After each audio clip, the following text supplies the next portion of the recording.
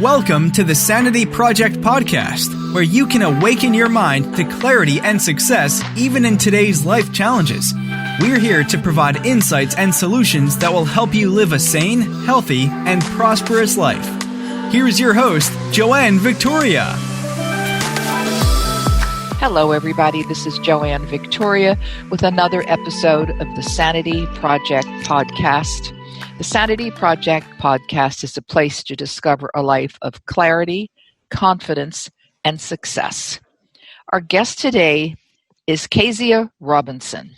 Keziah Robinson is a business strategist and coach with over 15 years of experience working with leaders, business owners, and founders across multiple industries. She blends a strong background in finance with design thinking, behavioral science, and an unwavering belief in the power and potential of human beings. I totally agree with that. And what Keziah is going to talk to us about today, among many things, is energy management. And I think during this time, energy management is important, but I think it's always important. Welcome to the show, Keziah Robinson. Thanks so much, Joanne. I appreciate you having me. Well, I'm grateful that you are here. It's always interesting when I have guests because although we're in alignment, one never knows what's going to occur. And it's always, absolutely. It's meeting a new person, a new individual. You're new to me, you're new to the audience. And pretty much every guest I have is new to me and new to the audience. So what can you tell us about energy management? And I know you have plenty of other things to bring up if you want, but what can you tell us about what is energy management? Well, I come from a business background, right? And I work with a lot of business owners.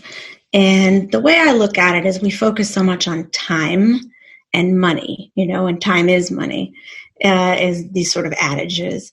But the real commodity that is precious that we have, that is renewable, is our energy.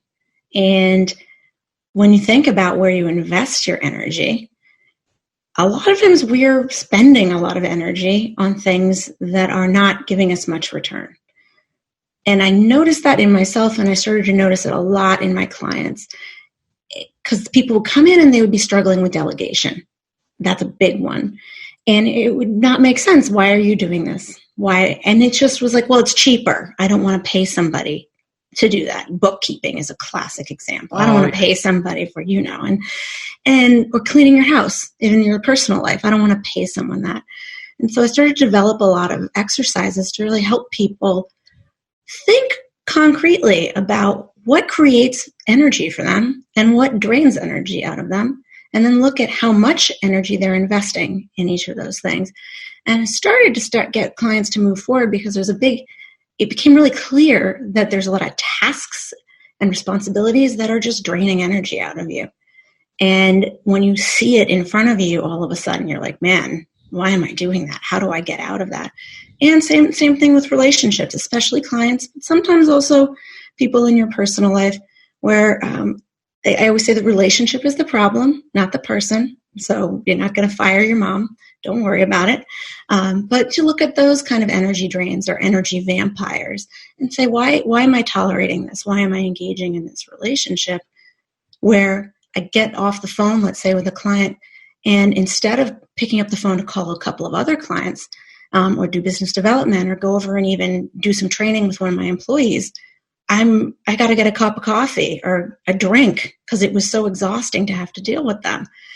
The opportunity cost of that is so huge. So that's with me for energy management, why I think it's so important and how I got into it in the first place. Well, I agree with you totally on everything that you've said. And I know that when I was working more in business development myself with small business owners, and they, decided that they would do everything themselves, from cleaning the floors to dealing with clients. And it did take a while for them to see how much of themselves they were giving up by doing everything. And it's a habit. Mm-hmm. It's a habit, and it's also an issue of control and a lack of trust. Mm-hmm. And it's extremely draining because that's not where you should be. I remember years ago, What was I doing at the time? I can't remember. I think I was coming out of my left brain totally. So I was acting from that regard. And I went to a workshop from a woman who dealt with brains and how we function and how our brains function, if you're an introvert, an extrovert, right-brained or left-brained. And it took me a while to see that I was exhausted because I was working as a controller of a company at the time. I've got many titles in my background. You're very multi-talented if you're a controller, because that's a very specific skill set. Very much so. And it was draining. Well, it was draining, bottom line, because I was working out of the wrong side of my brain. Mm-hmm. When you work out it, and people listen to this because I'm sure that Keziah's clients are the same, when you work out of the wrong side of your brain, it takes 100 times the effort to Absolutely. do it. 100 times the effort. It's terrible. And when I realized this, I remember I was sitting in the back of the room in Napa, California, at an event place. I don't know where it was. And I was jumping up and down in my seat because I said, I don't have to do this anymore. That's amazing. Yeah. I mean, that's the story, right? That's the thing that when sometimes when you're trying to tell someone, I'm like, hire a cleaning person. Do you not understand how happy you will be once you come home and your house is clean and you didn't have to do it yourself? Oh my God, yes. People go, oh, I don't want to waste the money. It's not a waste of money because the people who are doing it do what they like to do. I don't like to clean house. I resist as much as possible. But for the people who are trying to do it all, you can't. There's a price. Yeah. And I will let Keziah tell the audience about the price they pay. There is a price for that.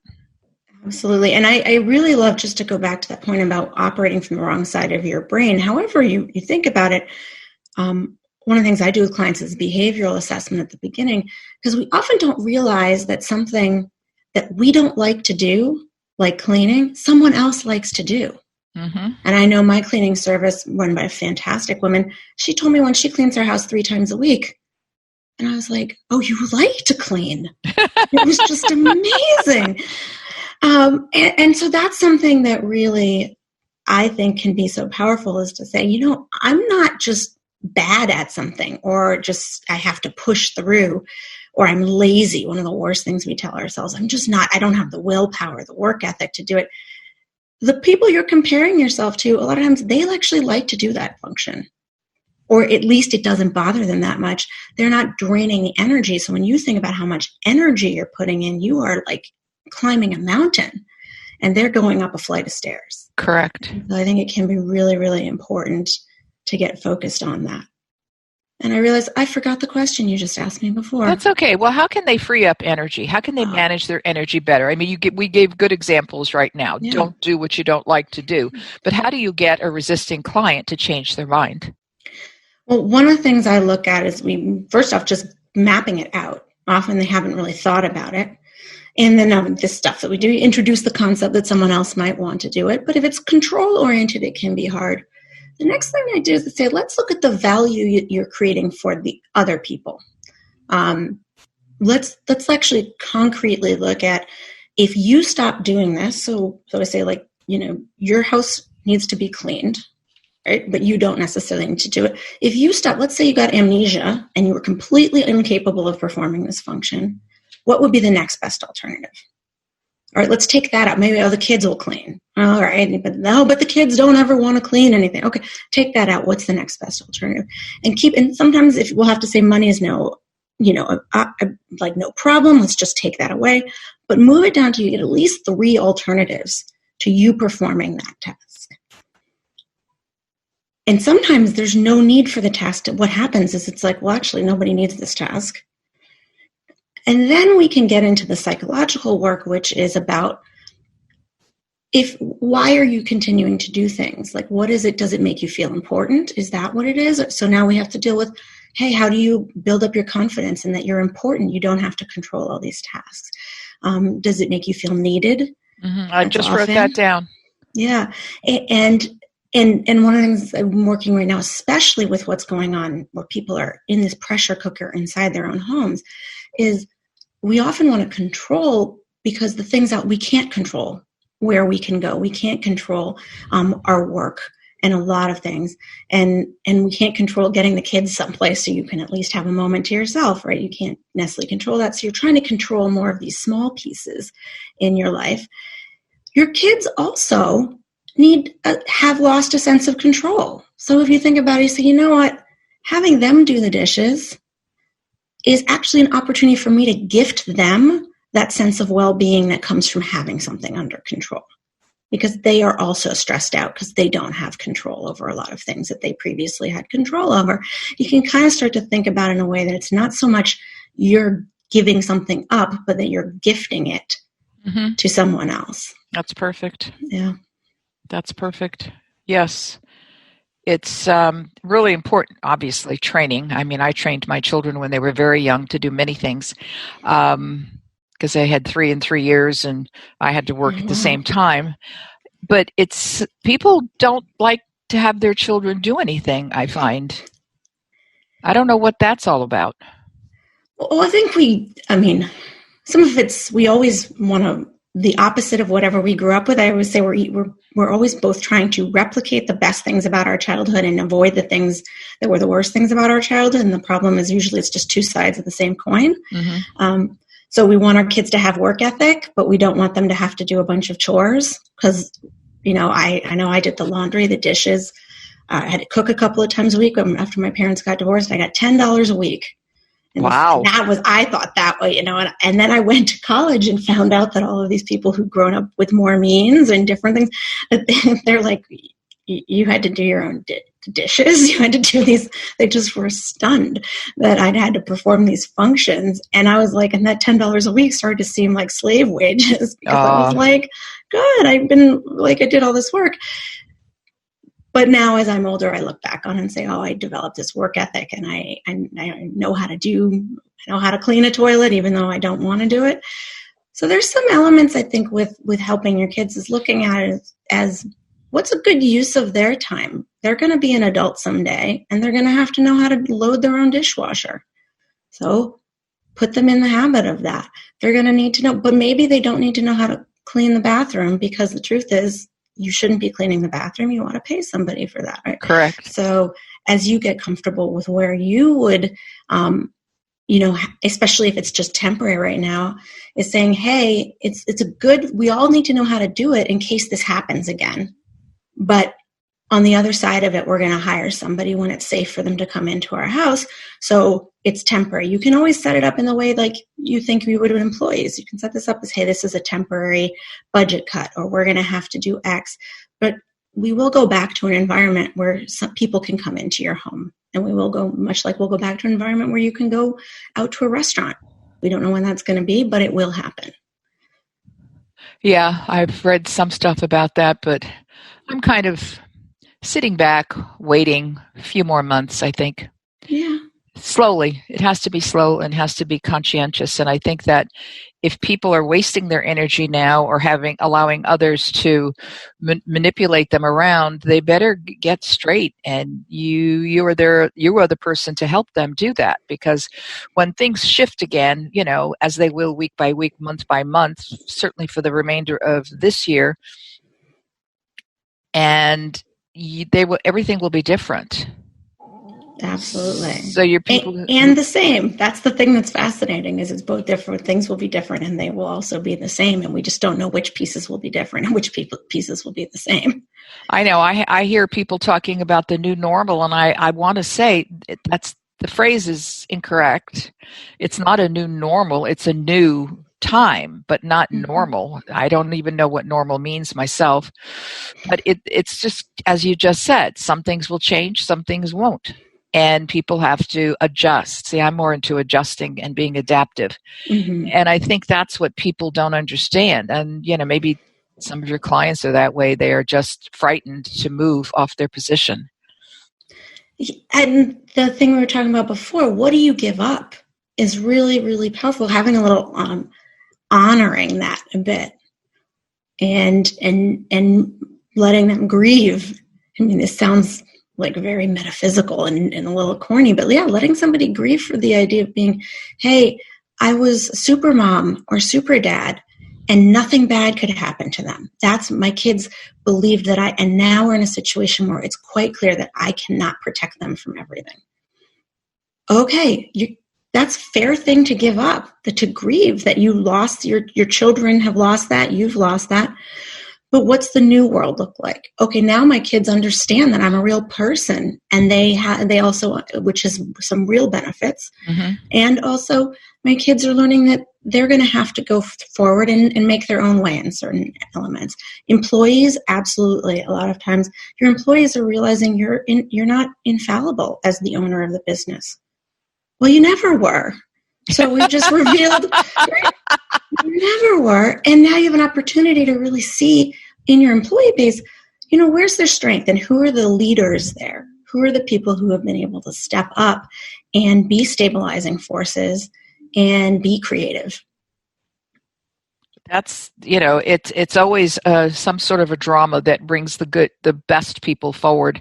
And it always amazes me that from time to time when I was managing alternative medical clinics, consulting to them and setting them up and all of that went with it, all the documentation, who the ones would come forward were a surprise to me. Mm-hmm. You would think that the higher ups might be, more willing. No, it didn't work that way. All of a sudden I would see a little assistant somewhere peeking mm-hmm. their head around going, well, I can do that. You go for it. Go for Absolutely. It. They have to, if they're willing to do something, if people are willing to do something, this is the time that they will step forward, I'm sure. I agree. And I had an interesting conversation with someone yesterday who's a senior executive in a fairly large firm. And he was asking me about whether I thought people would do layoffs and things like that. And I said, I think the real power here for the companies who really will thrive through this, even if their business is down a lot right now, they will come out stronger for it, is they're seeing who the real leaders are. And the definition of leadership, and I cannot remember who it is, who coined this, is you look to who other people are following, right? And those are your leaders. And if you start to think about that, your leadership pipeline at a big company gets populated with some really different people because the employees that others are following are different from the people you identified as quote unquote Correct. Leaders. So I think this is a time where we are really going to see the strengths that a lot of people who are in more middle or quote unquote lower end functions really see the strengths there. And that's a big passion for me because I went to a bunch of fancy schools. I have some great looking degrees. I'm still paying for them. and yet I meet people all the time who are brilliant and really successful or really just have great ideas and are really working who didn't go to fancy schools. Some of them didn't even go to school. And you realize that that those people are often trapped by that in functions where they don't have a chance to really show their brilliance. Kind of like your 10-year-old might be trapped a little bit in not having an opportunity to showcase their creativity and their ability to get things done. Yes, there has to have space for that to happen. And if this situation that we're presently in, which is for all intents and purposes for most of us, not been that long. I'm on a broader scale, but on a minor scale, it has not been that long. And then people are freaking out and killing themselves and doing all sorts of irrational things that amaze me. I'm going, why? That's another episode that we'd have to do. Well, the problems we have are, this is sort of when you get, it's like a pressure cooker, right? Something that I made something.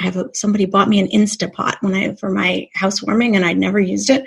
And I busted it out, and I was like, "Wow! Something that usually takes 3 hours now cooks in 25 minutes, or something like that, or maybe less." It was like this amazing thing. This is a little bit like that pressure cooker. You had those problems before, and I think that, and you will have them again on the other side. This is just, it brings everything up to the forefront, and that's why it's so important to take this opportunity to work on it. So what is the general state of mind of your clients in their regard to what is going on, where they have primarily, I'm assuming some of them are non-essential, quote unquote, businesses, although there is a way around most everything.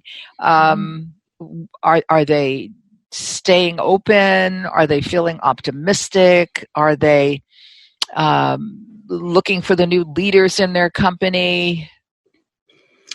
I would say the thing that's most interesting is in my client base, because a lot of people come to me because they're doing too much and not getting enough done.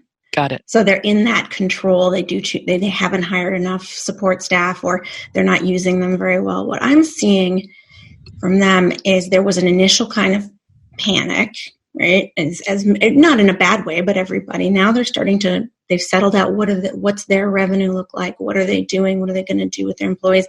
Applying for these various government loans, which unfortunately will not come through for a while, and some of them will not come through in the numbers that were sort of indicated and promised.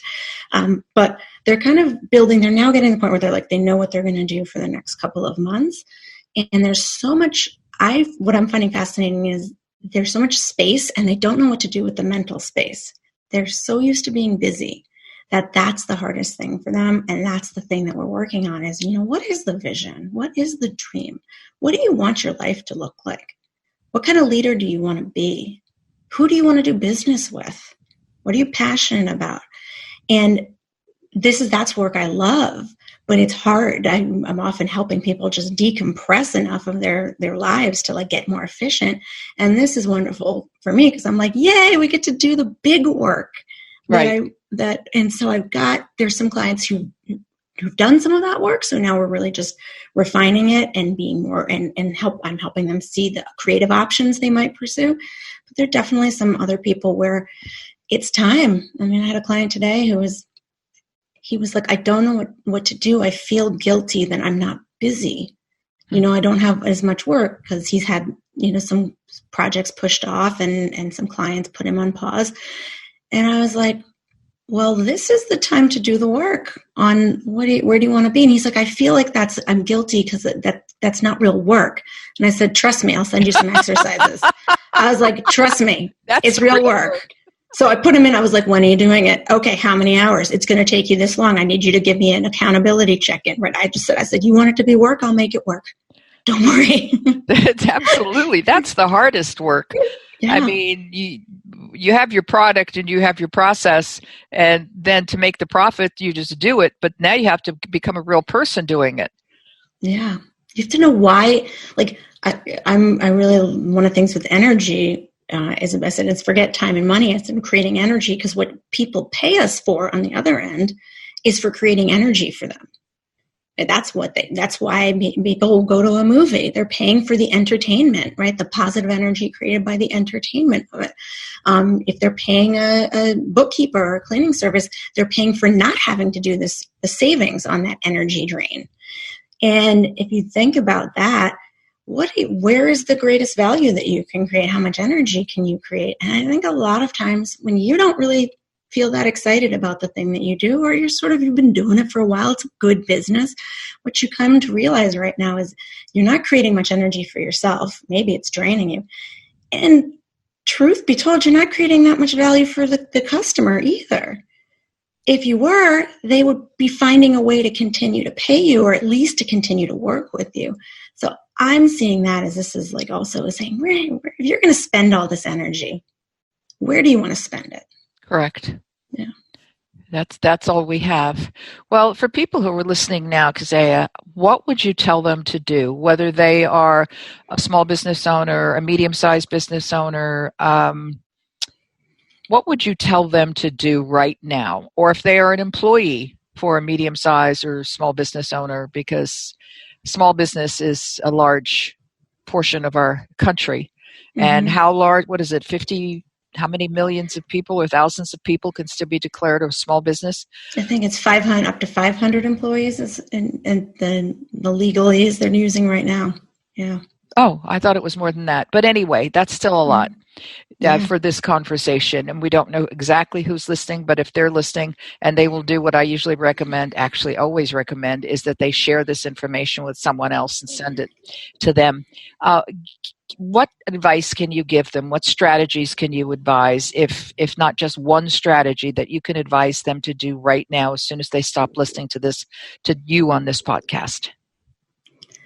I think one thing you can do right now is you can make that little energy matrix, and you can put, I'd say one box is your happy face. This is low investment, low stress, feel good. I would say maybe that's the friend you call who cracks you up, or a little watching a YouTube video, guilty pleasure. Put that in there. And then you put the other box, kitty corner from it, is your drains. And that's the stuff that's just, you're putting a bunch of energy into it and it's just killing you. You just know it. And then you take a look at those drains and you say, let me pick one.